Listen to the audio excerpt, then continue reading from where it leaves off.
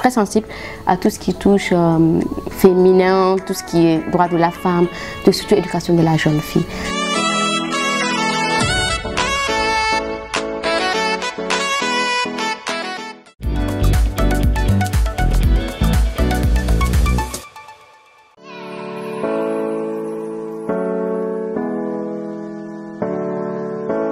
Alors, mon nom est Jamila Aboubakar Sahabi et j'ai 31 ans, bientôt 32 ans. Je suis algéro-nigérienne, on va dire, blogueuse et un peu dans l'entrepreneuriat aussi.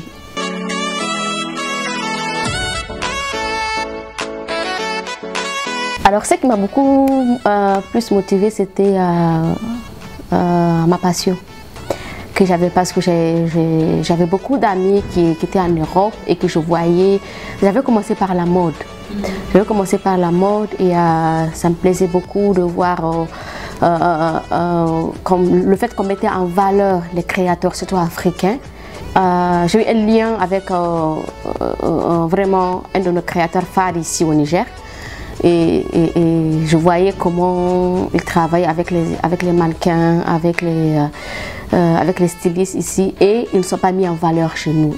Et or que je voyais à l'étranger font la description des créateurs, des tenues et tout. Et ça m'a motivée à pouvoir faire la lumière sur le travail de nos créateurs africains. Donc j'avais commencé par ça.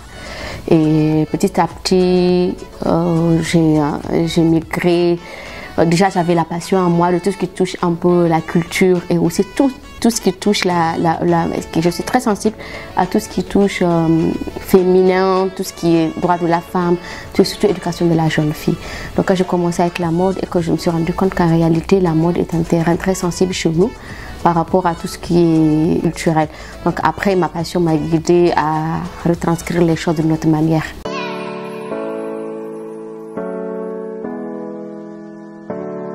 Bon, je suis curieuse parce que quand je dis curieuse, c'est que je demande souvent à mes copines comment est-ce que vous faites, qu'est-ce que vous faites, quel genre d'outils vous utilisez. Et c'est là que j'apprends qu'il y a Joomla, qu'il y a WordPress, qu'il faut faire ça.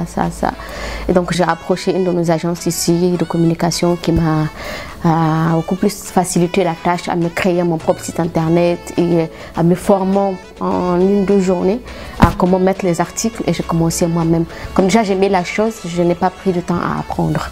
C'est là.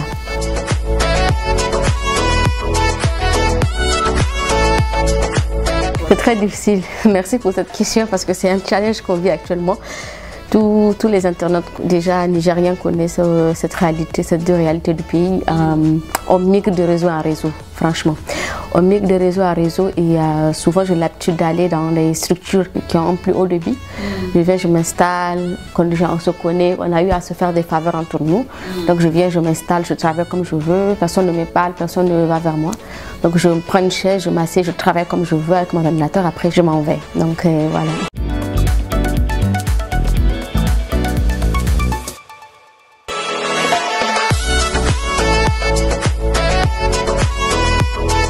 Oui, parce que je l'ai créé mon site internet moi-même dans ma poche. Et les gens qui faisaient les sites internet facturaient beaucoup plus cher déjà.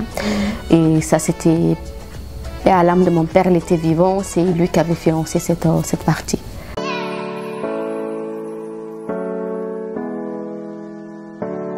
J'avoue que mon premier challenge a été le fait que je suis une femme. On vit dans un temps, jusque-là, les temps ne sont pas assez révolus pour... On réclame le droit, mais quand même quand tu es femme dans un milieu tel que le nôtre, on a tendance à vouloir beaucoup plus t'apprécier quand tu es cachée. Quand tu es cachée et quand tu n'aspires à pratiquement rien. Tu es là, tu encaisses seulement. Et quand tu veux te montrer pour une raison ou une autre, une raison quelconque, on a tendance à te pointer du doigt, on a tendance à se retirer ou à te voir comme quelqu'un de pas crédible, de quelqu'un qui peut même peut-être, je sais pas, salir si je peux dire, excusez-moi du terme, en fait, je parle comme ça me vient, l'éducation des autres à côté de toi, parce que pour ces gens, l'éducation, c'est comme tu es une femme, tu dois te taire, tu ne connais rien, tu ne dois rien connaître quand tu es femme. Alors ça c'est un challenge. Voilà, moi alhamdoulilah, à part ça, je pense que je suis quelqu'un de très têtu. Même quand on me dit de ne pas faire, je fais. Je fais et vraiment très doucement. je ne fonce pas et je prends les conseils, même quand la famille parle, qu'il ne faut pas faire ça, ça, ça. Je suis d'accord, je fais en sorte que personne ne se sente foncé et d'expliquer, de montrer aux gens, d'expliquer que quand même, quand il s'agit de ta vie, tu as aussi ton point de vue et tu dois la vivre en fait. Et tout en essayant aussi de respecter les autres autour de toi.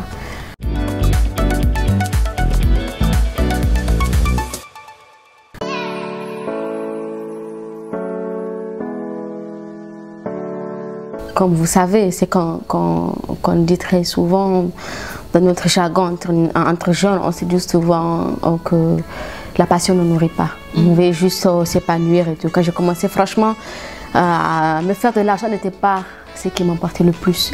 Mais de pouvoir me voir vivre cette passion que j'avais au fond de moi, de pouvoir vivre ce rêve que je voulais réaliser. Parce que, à vrai dire, ce n'était pas la formation académique que j'avais reçue. Et comme déjà j'avais l'amour de la chose, ça ne m'a pas pris du temps à apprendre. Et j'économisais pas, vraiment, j'économisais pas. Et je ne savais même pas comment économiser. C'était après, comme des années, 3 ans après, 4 ans après, qu'on m'expliquait que voilà, je peux faire de l'argent avec les insertions publicitaires. Que j'avais commencé il n'y a pas très longtemps, disons des ans comme ça, que j'ai commencé à approcher des sociétés, des organismes pour leur dire voilà, je leur montre par A plus B avec les statistiques, voilà, si vous faites passer votre produit sur mon site, il va être lu pendant en 1 heure de temps ou 2 ans ou pendant une journée par 2000, 3000 personnes. C'est pas petit et la majorité vient du Niger, de l'Europe, un peu partout en Afrique. Donc ça incite les gens vraiment à pouvoir prendre des espaces publicitaires chez moi. Même si c'est pas grand chose, mais ça va quand même. Ça aide à pouvoir manger de ses efforts, comme on le dit.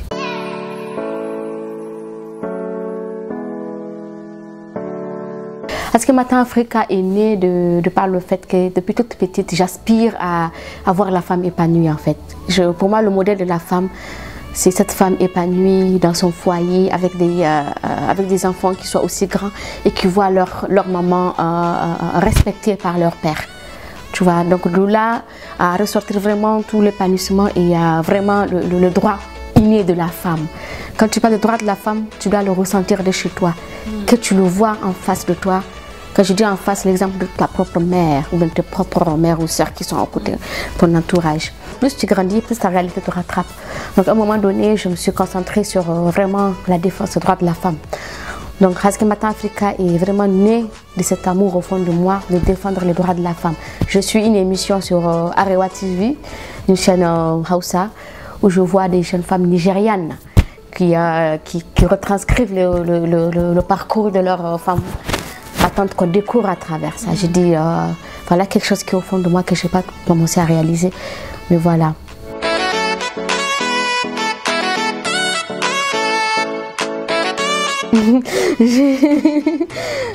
Merci pour cette question.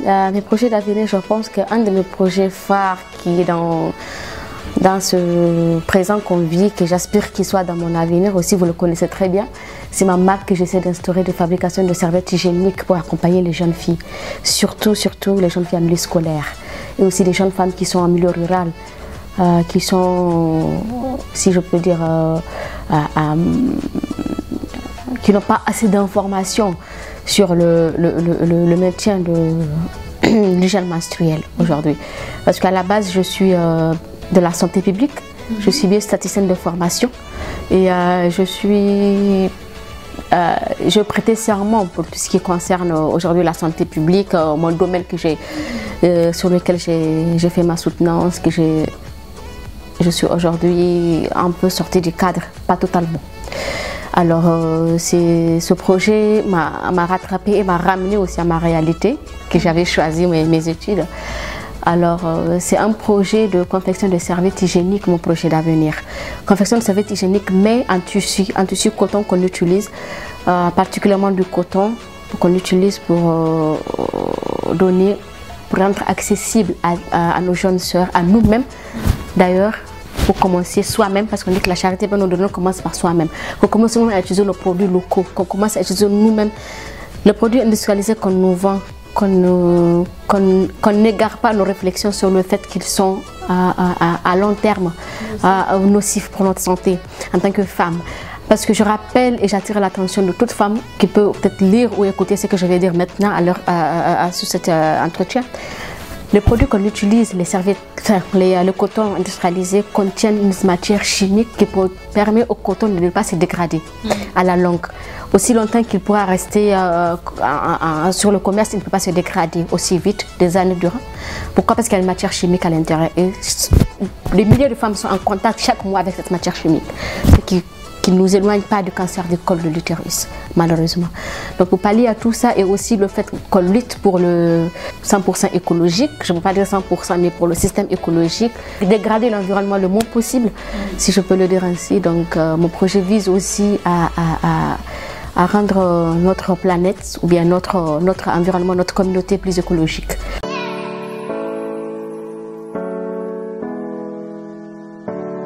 Je vous remercie beaucoup. Je vous remercie, j'avoue que je suis très touchée, je ne m'attendais pas, merci beaucoup. Merci et je vous encourage, vous comme nous tous, jeunes que nous sommes, qui essayons d'aspirer à un monde meilleur, je nous souhaite beaucoup de courage.